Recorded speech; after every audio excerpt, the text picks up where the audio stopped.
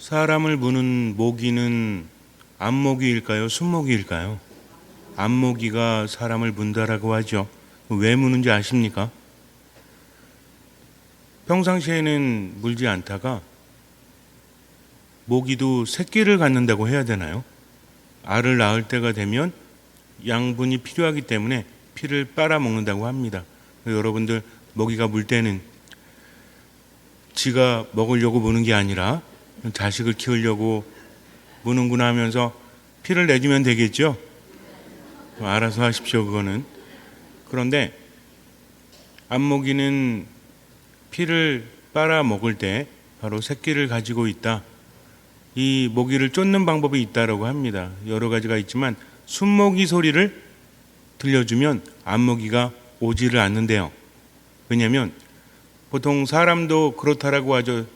남자는 여자를 귀찮게 해 라는 노래도 있다시피 모기도 안모기도 일단 새끼를 가지게 되면 순모기가 꼴도 보기 싫대요. 그래서 순모기 소리가 들리면 안모기가 도망간다라고 하니까 여러분들도 모기가 물 때는 어떻게 하면 돼요? 순모기 소리를 내면 됩니다. 그런 어플리케이션도 있고 그런 소리를 내주는 곳이 있더라고요. 정말 신기하게도 순모기 소리를 켜놓으면 안모기가 오질 않더라고요. 제가 직접 체험을 해본 적이 있습니다. 자, 그렇다면 벌 중에서도 숫벌과 암벌, 발음이 좀 쉽지 않은데요. 어쨌든 누가 물까요? 무는 게 아니라 누가 쏠까요? 숫벌이 쏠까요? 아니면 암벌이 쏠까요? 찍어보세요. 둘 중에 하나죠, 뭐. 자, 1번은 순놈, 2번은 암놈. 시작. 암놈이 쏜대요. 순놈은 쏠 수 없다라고 합니다. 왜냐하면 침이라는 것은 원래 산란관이래요. 이것이 쏘는데 침을 쏠 때는 꿀벌이나 아니면 말벌, 땅벌이 좀 다르다라고 합니다. 물론 여왕벌도 좀 다르긴 하지만 보통 매끄러운 침으로 쏘기도 하지만 꿀벌 같은 경우에는 이 갈고리처럼 생겨서 한번 쏘게 되면 침을 다시 회수할 수 없다고 합니다. 그래서 사람을 한번 쏘게 되면 또는 동물을 한번 쏘게 되면 갈고리 같은 것이 박혀가지고 침이 빠져버리는 거죠. 그러면 이 벌은 어떻게 되죠? 죽습니다. 내장이 다 딸려 나오기 때문에 죽어버린다고 그래요. 그런데 여왕벌이나 또는 말벌, 땅벌 이런 것들은 매끈해서 갈고리가 없어서 여러 번 쏠 수 있다고 합니다. 하지만 거기에도 한계가 있대요. 몇 번을 쏘게 되면 그 다음에는 죽어버린다라고 하죠. 침을 쏜다는 것은 누군가를 공격하기 위함이지만 결국은 스스로도 목숨을 걸어야 한다는 것입니다. 그래서 웬만하면 꿀벌은 잘 쏘질 않아요. 자기의 목숨이 달려있기 때문입니다. 아주 위급한 순간에 침을 쏜다는 거죠. 그러면서 자기도 죽습니다. 이렇게 목숨을 걸어야 한다는 것입니다. 우리가 신앙생활을 하다 보면 예수님께서 우리에게 하시는 말씀을 듣다 보면 때로는 위로가 되는 말씀도 있고 치유가 되는 말씀도 있지만 부담스러운 말씀도 있죠. 원수를 사랑하여라. 서로 사랑하여라. 그렇다면 이 사랑은 과연 무엇일까요? 우리는 왜 사랑을 해야 되는 걸까요? 어쩌면 우리는 부담스럽게 듣고 있는 지금 여기에서 그 말씀을 제대로 이해하지 못하기 때문에 부담을 갖고 있을 수도 있다라는 것을 분명히 알아야 합니다. 사랑하라는 말씀은 나를 힘들게 하는 말씀이 아니라는 거죠. 말씀은 나를 살리는 말씀이에요. 우린 그 말씀을 따라가야 합니다. 예수님께서 사랑하라고 한 것은 정말 사랑할 수 없는 사람을 어떻게 사랑할 수 있는가? 인생을 살면서 손해만 봐야 되는가? 예수님 말씀을 따르자고 하니 스트레스를 더 많이 받게 되고 몸도 마음도 참 힘들구나 라고 생각되어진다면 우린 복음의 참 가치를 알지 못하기 때문에 그래요. 그래서 세상을 살아가면서 때로는 알아야 될 것이 있습니다. 왜 예수님께서 우리에게 사랑하라고 하시죠? 그 말씀을 실천한다는 것이 쉽지 않고 또 사랑을 실천하면서 상처를 더 많이 받을 때가 있는데 왜 굳이 사랑하라고 하십니까? 그것은 다른 이유가 있기 때문이죠. 요한일서 저자는 우리에게 알려주고 있습니다. 우리는 하느님의 영을 나누어 받았습니다. 우리는 하느님께로부터 태어났다는 거죠. 그러나 사랑하는 사람만이 하느님의 영을 받을 수 있고 사랑하는 사람만이 하느님께로부터 태어날 수 있습니다. 그 이유가 무엇입니까? 하느님은 사랑이시기 때문이죠. 우리가 사랑을 할 때 하느님께서 내 안에 머무시고 우리가 하느님 안에 머물 수 있음을 분명히 알아야 한다는 거죠. 누군가가 좋아서 때론 내가 손해를 보면서도 힘드니까 그럼에도 불구하고 사랑한다는 것이 아니라 사랑을 해야만 하느님께서 내 안에 계시다는 거죠. 하느님은 생명의 원천이십니다. 아무리 삶이 힘들고 괴로워도 생명력이 넘쳐 흐른다면 우리는 그 어려움을 이겨낼 수 있죠. 때로는 힘든 와중에도 행복을 느낄 수 있습니다. 그러나 생명력이 떨어진다면 우리는 고통을 이겨내지 못하죠. 생명력이 떨어진다면 살아갈 수 없기 때문에 그래요. 사람은 살아있기 때문에 사람이에요.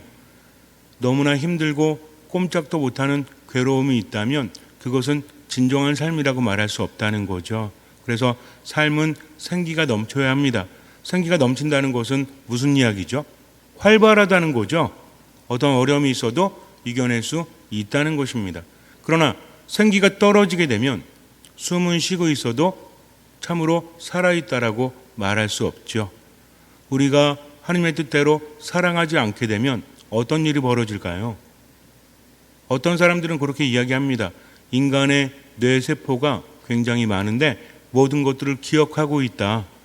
그래서 그런 기억들이 우리에게 영향을 미치고 있다는 거죠.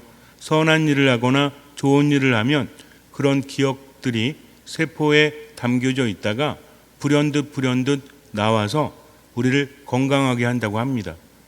그래서 신경세포가 건강해지고 면역력이 높아진다는 거죠. 그러나 잘못을 저지르고 사랑하지 않으면 이것이 나에게 저장되어 있어서 자꾸만 튀어나와서 나를 괴롭힌다는 거죠. 우리는 분명히 경험적으로 이것을 알고 있죠.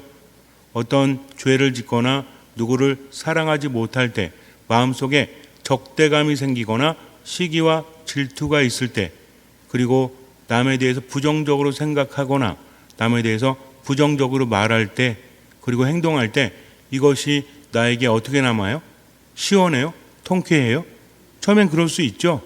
그러나 두고두고 뭐가 되죠? 후회가 됩니다. 내가 왜 그랬을까?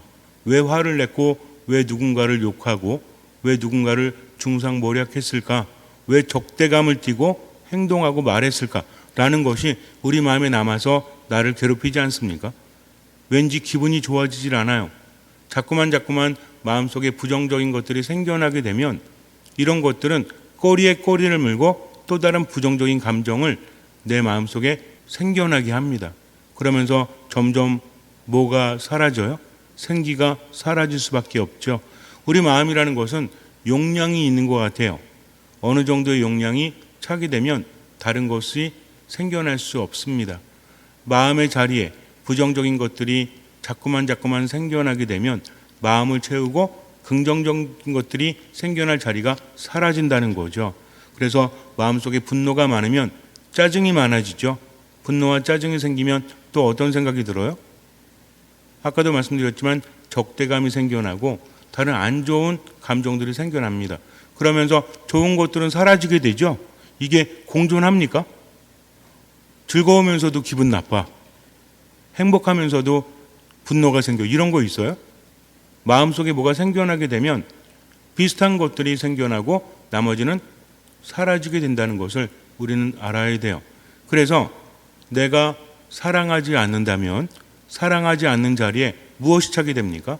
부정적인 감정들, 부정적인 정서들 이런 것들이 생겨나서 누구를 해친다? 내 몸과 내 마음과 내 영혼을 해치는 거죠. 결정적으로 누구의 자리가 줄어듭니까? 하느님의 자리가 줄어든다는 거죠. 하느님의 자리가 점점 줄어드니까 생명력이 조금씩 사라지니까 그 자리를 안 좋은 것들이 즉 어둠과 죽음이 채우게 되니까 삶은 점점 힘들어지는 거죠. 몸도 안 좋아지고 마음도 안 좋아지고 그리고 영혼도 안 좋아지는 겁니다. 왜? 하느님께서 계시지 않으니까. 결국은 어떤 이유가 됐든 벌이 침을 쏜다는 것은 죽음을 의미하죠. 우리도 마찬가지입니다. 내가 상처받았기 때문에 또는 어떤 이유가 있기 때문에 사랑할 수 없다라고 한다면 결국은 뭐예요? 사랑하지 않는 순간 하나님의 자리도 줄어들 수밖에 없다. 우리가 사랑을 실천할 때 하나님의 자리가 커지고 하나님의 치유와 하나님의 은총이 내 안에 가득하게 된다는 것을 잊지 말아야 됩니다. 그래서 예수님께서는 뭐라고 하세요? 서로 사랑하여라. 마지막 만찬 때 예수님께서 제자들에게 하신 말씀은 유언과도 같은 거죠. 이제는 더 이상 제자들과 함께하지 못하십니다. 그럴 때 예수님께서 가장 중요한 것을 알려주시겠죠. 가장 결정적인 순간에 예수님께서 하신 말씀은 무엇입니까? 서로 사랑하여라. 그러면서 제자들의 발을 씻겨주셨죠. 굉장히 중요한 겁니다. 발을 씻겨준다는 것은 누가 하는 역할이죠? 이것은 종들이나 하는 거죠. 그런데 스승이신 예수님께서 제자들의 발을 씻겨주십니다. 베드로는 극구 거부했죠. 그러나 내가 발을 씻겨주지 않으면 너는 나와 아무 상관이 없다 라고 말씀하시니까 온몸을 씻겨달라고 청합니다. 예수님과의 관계가 중요하다는 거죠. 예수님께서 뭐라고 하셨습니까? 스승인 내가 이렇게 하였으니 너희도 그렇게 하여라. 이것은 무엇입니까? 그렇게 해야만 예수님과 관계가 있다라는 거죠. 믿음에 대해서 많은 사람들이 알아요. 그러나 행동이 따르지 않는 믿음은 죽은 믿음이다. 이 행동은 어떤 행동이죠? 주님께서 말씀하신 것을 내가 실천하는 거죠. 그러기 위해서는 어떻게 해야 된다? 제자들의 발을 닦을 정도로 나를 내려놔야 한다는 겁니다. 그것이 따르지 않는다면 그것은 진정한 믿음이라고 할 수 없죠. 우린 삶으로 깨닫고 있기 때문에 여러분들 오늘 하루 시작하면서 사랑하셨습니까? 어떤 사랑하셨어요? 사랑이란 게 뭐죠? 사랑이라는 것은 다른 사람들이 내게 해주기를 바라는 그대로 그들에게 해주는 거다. 무엇입니까? 이해하는 거죠. 순간 감정이 생길 수는 있어요. 그러나 이해하려고 노력하는 겁니다. 이해가 되지 않으면 어떻게 하면 돼요? 기도하면 된다는 거죠. 이것을 착각하면 안 돼요. 나를 괴롭히는 사람에게 끊임없이 괴롭힘을 당하라는 것이 아닙니다. 옳고 그른 것은 구분할 수 있어야죠. 아닌 것은 아니라고 말하는 겁니다. 그러나 기본적으로 마음속에 무엇이 있을 수 있도록 사랑이 있을 수 있도록 이것은 내가 알아요 몰라요? 알죠? 겉으로는 그렇지 않은 척해도 사랑이 없다면 결국은 무엇이 생깁니까? 적대감이 생기고 그리고 상대방에 대한 공격으로 이어질 수밖에 없다. 그래서 내가 그러고 있을 때는 이것은 상대방만 죽이는 것이 아니라 누구를 죽이는 거다? 나를 죽이는 거다. 그러니 어떻게 해야 되겠다? 멈춰야 되겠다. 그리고 기도해야 되겠다. 이렇게 하지 않으면 점점 삶은 죽음으로 빠져듭니다. 다른 사람에 대해서 안 좋은 소리를 만들어내고 흉보고 그리고 다른 사람을 중상모략하고 안 좋은 행동을 하게 되면 이것이 날이 갈수록 심해지죠. 그러면서 마음이 어때요? 이러면 안 되는데 이러면 안 되는데 그러면서도 자꾸만 더 그렇게 되어버립니다. 그리고 삶에 뭐가 사라져요? 행복이 사라지고 기쁨이 사라지고 생기가 사라진다. 누구의 자리가? 하나님의 자리가 점점 사라지고 하나님의 영이 나를 떠나게 되면 그것은 죽음이라는 거죠. 삶이 행복할 수 없습니다. 그래서 그럼에도 불구하고 사랑해야 되겠다. 사랑하기 힘들다면 어떻게 한다? 기도한다. 기도하지 않으면 할 수 없기 때문에 난 할 수 없죠. 그러나 누가 함께 하시면? 하느님께서 함께 하시면 예수님 뭐라고 하십니까? 너희는 내 도움이 없이는 아무것도 할 수 없다. 나 없이는 아무것도 할 수 없다라고 하셨습니다. 그러니까 애써서 힘들게 살라는 것이 아니라 기도하는 거죠. 기도하지 않으니까 스트레스 받고 기도하지 않으니까 힘든 겁니다. 얼만큼만 하면 돼요? 할 수 있는 만큼만. 해보지도 않고 어떻게 그럴 수 있습니까? 해보지도 않고 절대 못합니다. 이러면 안 된다는 거죠. 신앙이란 무엇이라 했죠? 따름이라고 했습니다. 하느님과의 관계 안에서 하느님은 우리에게 은총을 주시고 또 우리 삶에 기적을 일으키신다면 나는 믿음으로 보답하는 거죠. 믿음은 무엇입니까? 그분의 말씀이기 때문에 따르는 겁니다. 내 생각과 같기 때문에 동의합니다가 아니라 제 생각은 다르다고 할지라도 당신의 말씀은 저에게 생명을 주시고 저를 이끌어 주시니 주님 당신 뜻대로 하겠습니다 하면서 성호를 그으면서 할 수 있는 만큼 사랑한다면 나머지는 주님께서 채워주시는 거죠. 조금씩 누가 변합니까? 내가 변해요. 그래서 하느님 안에 더 머물게 되죠. 얼굴에는 무엇이 가득하죠? 얼굴이 뭐라고 그랬죠? 얼을 담는 굴이라고 했죠? 근데 표정이 자꾸만 어두워지고 자꾸만 화가 나고 자꾸만 기분이 안 좋아진다면 결국은 뭐가 사라지는 거예요? 얼이 사라지는 겁니다. 여러분들 사람이라는 존재는 하느님을 닮았기 때문에 얼굴에 빛이 나야 돼요. 얼굴에 빛이 나기 위해서는 어떻게 해야 돼요? 좋은 화장품을 쓰면 돼요? 그것도 있지만 인간의 표정이라는 것이 있죠. 남에게 보이기 위한 표정 말고 다른 사람을 볼 필요 없습니다. 누굴 보면 돼요? 나를 보면 돼요. 그래서 거울을 자주 보세요.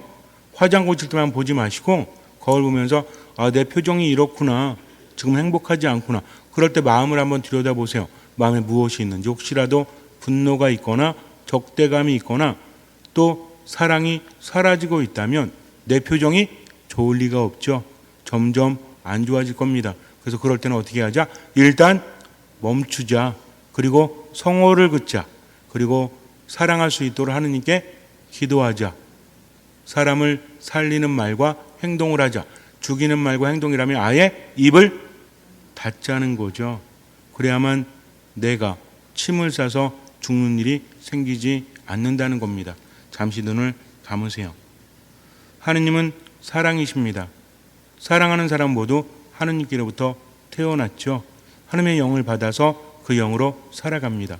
사랑한다는 것은 내가 할 수 있기 때문이 아니죠. 상대방이 좋기 때문이 아닙니다. 때로는 상대방이 마음에 들지 않아도 우리는 표정에, 말에, 행동에 사랑을 담아야 합니다. 왜냐하면 그래야만 하느님 안에 머물 수 있기 때문이죠. 어떤 이유가 됐든 사랑하지 못한다면, 아니 사랑하지 않는다면 하느님은 우리 안에 계시지 않습니다. 점점 하느님의 자리는 줄어들 것이요 생기도 사라지죠. 그러니 할 수 있는 만큼 사랑하십시오. 살기 위해서 사랑하십시오. 행복하기 위해서 사랑하십시오. 주님의 뜻이니 그 뜻대로 할 수 있는 만큼 실천하고 나머지는 주님께 맡기십시오. 주님께서는 그 믿음을 보시고 우리 삶에 놀라운 기적을 일으켜 주실 것입니다. 아멘.